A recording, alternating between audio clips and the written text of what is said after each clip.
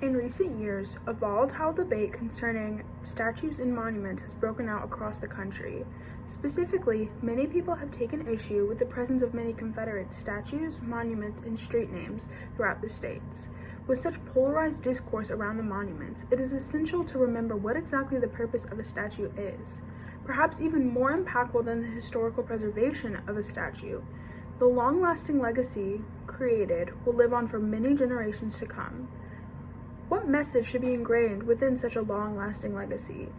Who deserves to have the privilege to be remembered in such a way?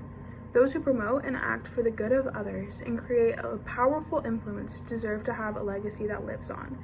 Stacey Abrams deserves a statue because she continues to actively fight to overcome voter suppression in Georgia and across the nation. Stacey Abrams was born on December 9, 1973 in Wisconsin. However, she grew up in Gulfport, Mississippi with 2 brothers and 3 sisters. Abrams' parents, Robert and Carolyn Abrams, were both Methodist ministers. Her family moved to Atlanta, Georgia right as she was starting high school. There, she became the first African-American valedictorian of Avondale High School. Abrams later went on to attend Spelman College, where she graduated with a degree in interdisciplinary studies and graduated magna cum laude. She later went on to earn a master's degree in public affairs from the University of Texas at Austin and a law degree from Yale in 1999. Abrams' political career began when she was 17 and became a speechwriter.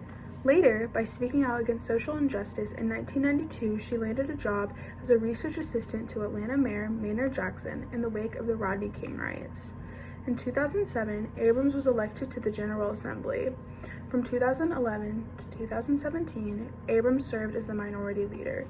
She worked on several committees during this time, including appropriations, ethics, judiciary non-civil, rules, and ways and means.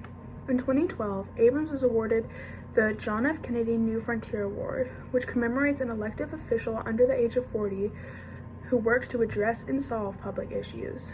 In 2018, Abrams was the Democratic nominee in the Georgia gubernatorial election, making her the first African-American female gubernatorial nominee in Georgia and in the United States. Abrams' groundbreaking achievements as a politician set her apart from others, but her legacy goes even deeper. Growing up, Abrams was raised by 3 major tenets repeated by her parents: go to school, go to church, and take care of each other. Abrams has made it her life's work to follow her parents' guidance and take care of all those around her. In 2013, Abrams embarked on a mission to eliminate voter suppression and allow Georgians to have their voices heard. She created the New Georgia Project, which hosted events in public places to assist Georgians with registering to vote. Following her loss of the gubernatorial race in 2018, which was alleged to have been heavily affected by voter suppression and possible fraud, Abrams decided that she was going to make a change in her nation and the lives of her fellow citizens without the assistance of a government appointment. She created an organization that is now known as Fair Fight. Fair Fight funds and organizes teams in 20 states to educate voters on their rights in voting in the 2020 election.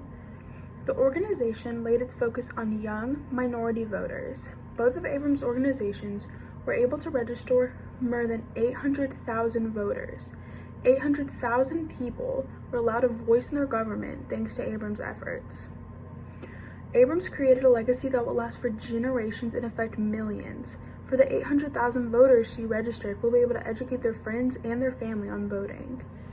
In honor of Abrams' efforts and accomplishments, a statue should be erected in her name. While placing a statue of Abrams in front of the Georgia Capitol building seems to be the obvious choice, she would be better remembered in Centennial Park. Located in downtown Atlanta, Centennial Park was created in 1996 to commemorate the Olympics being hosted in Atlanta.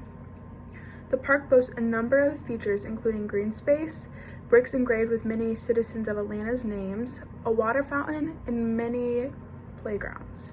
Surrounded by the Georgia Aquarium, the World of Coke, and the Human Rights Museum, Centennial Park is a frequent visit for not only Georgia natives but also tourists. Abrams' motives have always been aligned with helping the people, so she should not be placed in front of a government building, but rather a cultural hub of Atlanta. With our country continuing to struggle with division and polarization within our government, Abrams' message serves as a reminder of how we must remember to help each other. Abrams has proven that you can make a significant difference in your community without great political influence, which can inspire all to fight for justice and help others in any way that you can.